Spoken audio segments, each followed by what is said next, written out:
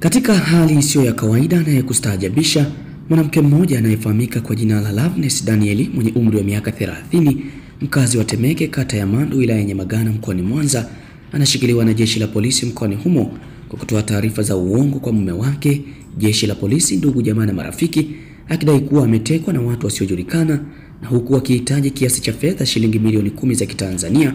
ili wasimzuru na kumuondolea ujauzito wake. Akizungumza na waandishi wa habari Septemba 25 mwaka 2025, kamanda wa polisi mkoa wa Mwanza DCP Willibrod Mtafungwa amesema tukio hilo lililoleta taharuki kwa jamii limetokea usiku wa Septemba 24, 2025,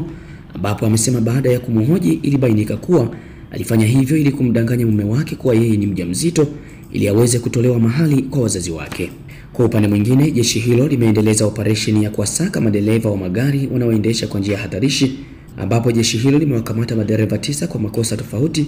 na baadhi yao kuwafungia leseni zao. Elia Jackson Lupembe, News Update Media, Mwanza. Leo jeshi la polisi kwa Mwanza tunapenda kutoa taarifa kuhusiana na matukio mawili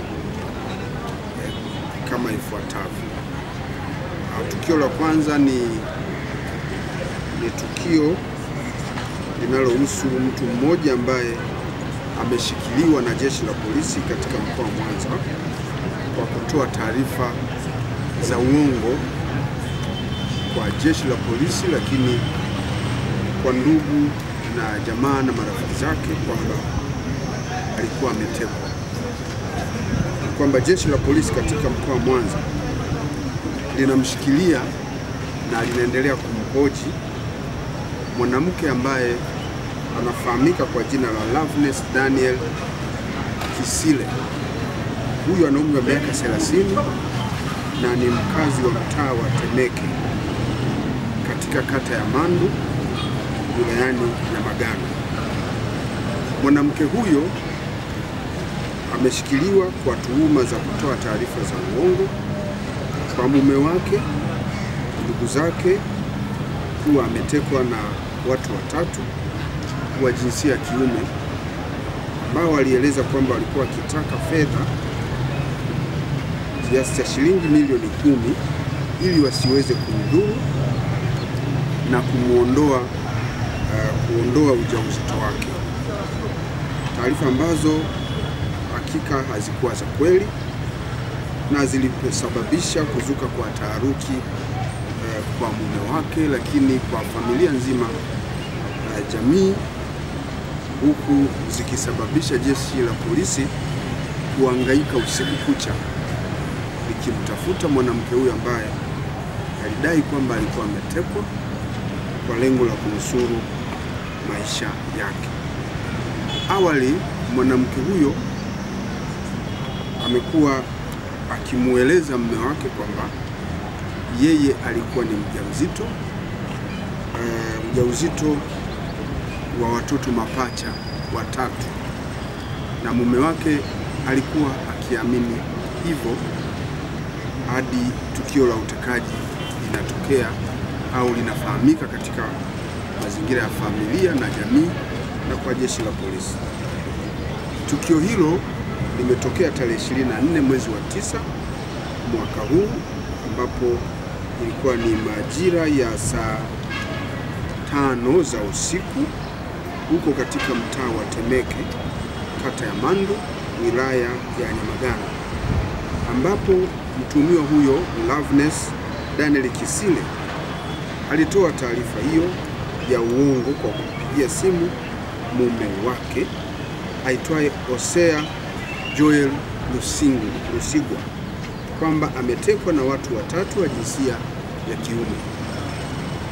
ambao walikuwa wakitumia usafiri wa pikipiki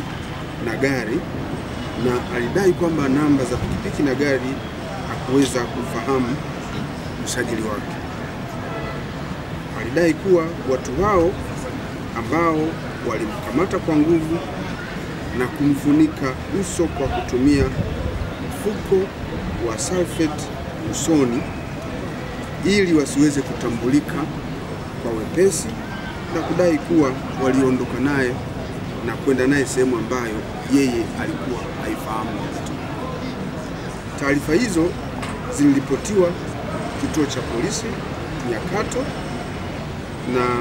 mume wa mtuhumiwa akidai mke wake ametekwa na watu wasiojulikana, na watekaji hao wamemtaka watumie fedha kiasi cha shilingi milioni 10 kama ambavyo nimesema, na kuwa kama wasingetuma pesa hizo basi wangeweza kumchoma madawa au sindano yenye madawa ambayo ingeweza kumtoa mimba baada ya muda mfupi. Baada ya kudai kwamba alikuwa anaambiwa hivyo na watekaji, alimjulisha mume wake kwa njia ya simu kwamba mume wake afanye haraka aweze kutuma kiasi hicho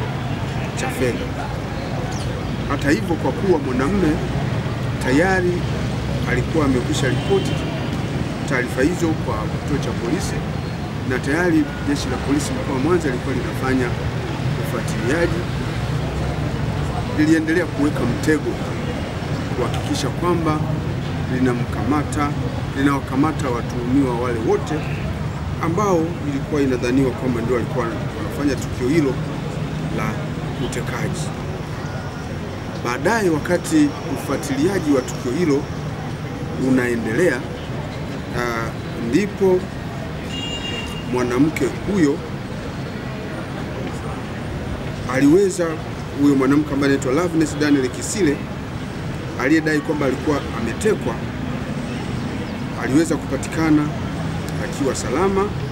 na nguo zake akiwa amezichana yeye mwenyewe huko katika mtaa wa Meko, kata ya Buzuruga, katika wilaya ya Ilemela. Uchunguzi wa jeshi la polisi ulikuwa unaendelea, ulifanikisha kumkamata mwanamke huyo. Baada ya mwanamke huyo kuwa amekamatwa na jeshi la polisi na kuanza kufanyiwa mahojiano, dalili zake baada ya kuwa tunamhoji, ilionekana kwamba taarifa alizokuwa akitoa hazikuwa na uhalisia, kwa sababu alidai kwamba wakati huo tayari ule ujauzito wake ulikuwa umeshaharibika, na akadai kwamba vile vichanga vilivyoondolewa katika tumbo baada ya kuwa vimetoka baada ya kuchomwa sindano tayari vilikuwa vimechukuliwa na wale watuhumiwa ambao walimteka na kutoweka navyo katika mazingira ya kutatanisha, kwenda navyo kula alipokuwa akifaa. Basi baada ya taarifa hizo, jeshi la polisi tukamwangalia, tukajenga mashaka kuhusiana na taarifa hizo ambazo alikuwa akizitoa. Kutokana na hali hiyo, jeshi la polisi tulichukua mwanamke huyo Loveness Daniel Kisile na kwenda kumfanyia uchunguzi katika hospitali ya Sekotuli, ambapo baada ya uchunguzi wa kitaalamu iliweza kubainika kwamba taarifa alizokuwa akitoa mwanamke huyo hazikuwa na ukweli wowote, kwani ilionekana kwamba mwanamke huyo hakuwa na ujauzito kama alivyodai. Lakini baada ya kuendelea kumhoji zaidi, mwanamke huyo aliamua kukiri yeye mwenyewe kwa kueleza kwamba taarifa alizotoa kwamba alikuwa ametekwa na watu wasiofahamika waliokuwa wakitumia pikipiki na gari, kwamba taarifa hizo alizikuwa na ukweli wowote. Hivyo alisema taarifa hizo alizotoa zilikuwa za uongo. Aidha, mtuhumiwa baada ya kuwa ametoa taarifa hizo aliweza kufanyiwa mahojiano tena juu ya taarifa za kutekwa kama alivyowapatia wako pamoja na ndugu kwa ujumla. Aliendelea kukanusha kuwa taarifa hizo zilikuwa na ukweli wowote, na alieleza kuwa alifanya hivyo ili kumdanganya mume wake na wakwe zake ili waendelee kumwamini na waweze kutoa mahali nyumbani kwao, na pesa alizokuwa anadai zitumwe alikuwa anazihitaji kwa manufaa yake yeye mwenyewe. Baada ya kumhoji hivyo, mwanamke huyo aliweza kushikiliwa, na kwa sasa tunaendelea kushikilia katika kituo cha polisi kwa ajili ya uchunguzi zaidi. Ndugu waandishi wa habari, jeshi la polisi katika mkoa wa Mwanza linatoa onyo kali kwa wananchi kuacha kutoa taarifa za uongo kuhusu matukio ya uhalifu, hasa yanayohusiana na vitendo vya kihalifu vya utekaji. kudhulumiwa au kufanyiwa ukatili kwa lengo la kuficha ukweli au kujipatia huduma na msaada wa kifedha kutoka kwa watu mbalimbali, kwani matukio hayo yanaleta hofu na taharuki zisizo za msingi kwa jamii. Jeshi la Polisi mkoa wa Mwanza hatutasita kuchukua hatua kali kwa mtu yote anayejihusisha na matukio kama haya.